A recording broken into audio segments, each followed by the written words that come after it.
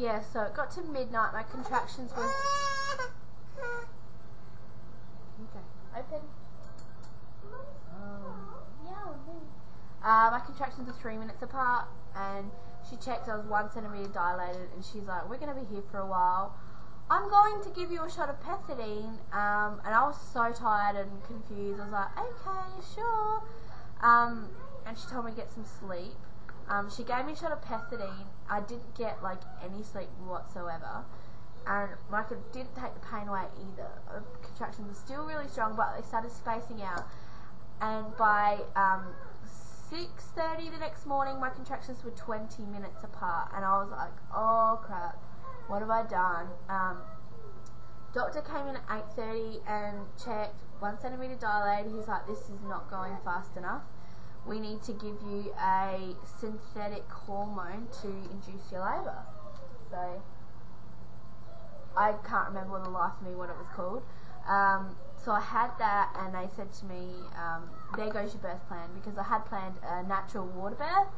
There goes that idea. And I was like, okay, trying to get my head around, you know, giving birth on the bed, which I was like, that's fine. In fact, that's what I have to do, you know, so be it. So I kept doing that. Pretty much as soon as I had that hormone pumping through me, my contractions lasted for 1 minute, and they were 2 minutes apart. And that was from 8:30 onwards. So it got to, I think, 1 o'clock in the afternoon, and I was like, I need some sort of pain relief. Like, I was in so much pain, I was exhausted, absolutely exhausted. And she goes, okay, well, you know, we'll give you the gas. So I took one big, huge breath of that, and then I just cracked up laughing. I just felt drunk. Like, I could still feel all the pain. I just, you know, my mind wasn't there. And so it was okay. And then they checked me, and I was only 2 centimetres dilated. And they're going, all right, well, we need to monitor your baby. And I was like, well, I need to walk around the room, so I'm not going to lie in the bed. So they put this thing inside me, which they attached like a monitor thing on my leg and strapped it on there, and then they put a cord up inside me, and it was like a little needle that just went through the top of her scalp, so it could measure her heart rate while I was walking around, because they just wanted to, you know, monitor her while I was on the drip. So yeah, I kept stay on the gas, and then sort of by getting towards like 4 o'clock in the afternoon, I just felt like I wasn't in control anymore. I'd had so much that gas.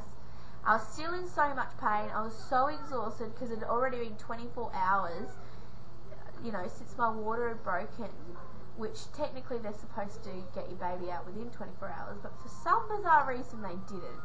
And they let me keep going, and it got to 4 o'clock, and I just felt, you know, I was like, I'm not in control anymore. Like, I couldn't deal with the pain anymore. I was like, that's it, give me an epidural. So it took them and flipping ages to organise it. Ended up being like 5:30 before I got an epidural. And I had 3 contractions while she was actually trying to inject the needle in my back. So she, you know, she had to stop in between.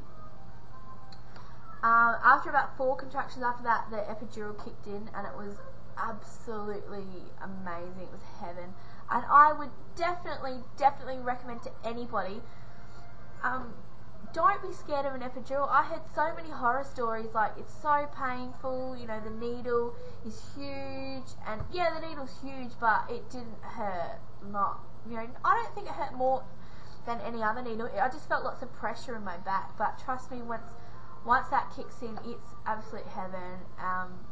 Checked me at 5:30, 3 centimetres dilated.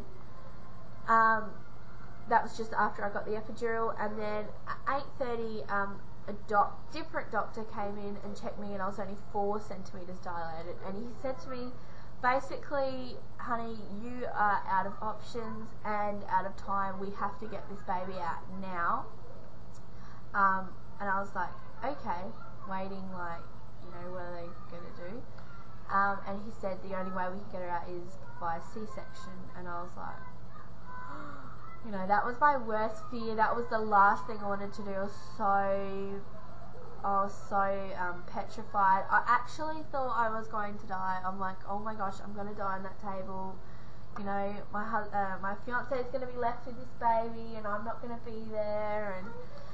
And so I quickly signed the paper. You know, they put another epidural injection in me just to, you know, make it kick in a bit longer, and I went up, and at 9:42 on the 11th of September 2009 she was born. She was absolutely perfect. You know, lots of babies will be born and, like, because they've had a vaginal birth, or even if they're cesarean but they've been, you know, stuck in the canal, their heads are kind of cone shaped. She had the most perfect little head. It wasn't cone shaped at all. Her cheeks weren't even squashed up. Like, she was so beautiful. She was 7 pounds 9 ounces and 49 centimeters long, and that was the most amazing experience of my life. And I was just so overwhelmed. You know, they brought this little baby over and put her on my chest, and I got to hold her, and it was just amazing. And she wasn't even crying. She just opened her eyes and looked at me, and it's just, oh, the feeling is absolutely amazing. Just all this love was just coming out of me, and oh, it was just beautiful. And we were all there together, the three of us. But then as they were stitching me back up, I thought I was having a heart attack. Like, I started getting the most intense pains in my chest, and I said, please take her off me. I didn't want to drop her, and they took her away. She had to go to the special care nursery anyway, so they took her, and I had to go to recovery for an hour. And then after that they took me down to my room. She was there. Straight away they're like, your baby's hungry, you need to feed her. I was like, oh, okay, you know, because I'm #1 expert at breastfeeding. Not. So, you know, whacked her on. Luckily for me, she attached straight away, started, you know, sucking straight away. My colostrum came through, you know, it was all good, which I'm really glad about, because I was so stressed out, so tired. I don't know if I'd be able to deal with breastfeeding problems anyway. So that was all good. The recovery from the cesarean wasn't the greatest, because for some reason I had staples instead of stitches, but apparently it depends on the doctor. That was really painful. It was really hard because they wouldn't let my fiance stay in hospital. He had to go by 8 o'clock at night, and he could come back at 8 o'clock in the morning, but I, you know, totally like shut the curtain off, and I was like, you're not going anywhere. Because I couldn't get out of bed. Like, how was I supposed to get up and help my baby and stuff? And the other thing was, the first 2 days I was in hospital, she was in the special care nursery because they were a bit worried about infection because my waters had broken for so long, and yeah, blah blah blah. So I actually had to get out of bed, go round the hospital to the special care nursery, which wasn't even close to my room, and either breastfeed her or they made me pump and they would feed her later. And then, you know, like, they gave her formula without my consent, and they gave her a dummy without my consent, and at the time I was like, "Bro, I'm gonna kill you," but I don't care now. Like, they did what they had to do, and, you know, it's not a big deal. And back then I was like anti-formula, anti-dummies, you know, anti-this, anti-that, and now I just realised that, you know, you can think what you like when you're pregnant, be like, I'm not doing this, I'm not doing that, but once you have the baby, it's a completely different story. And I know that there's some of you out there that will agree with me. I'm so glad they gave her a dummy, because dummy has saved my butt so many times, because she's needed it. And, you know, obviously formula did turn out to be a good thing in the end, because she had reflux really bad. So basically, you know, that was my labour and delivery story. I came home the 4th day. I recovered from the C-section pretty well. It's made me realise, you know, if I have to have another C-section, I'm not going to be scared. Like, it's okay. It's not that bad. Nowhere near as bad as I imagined.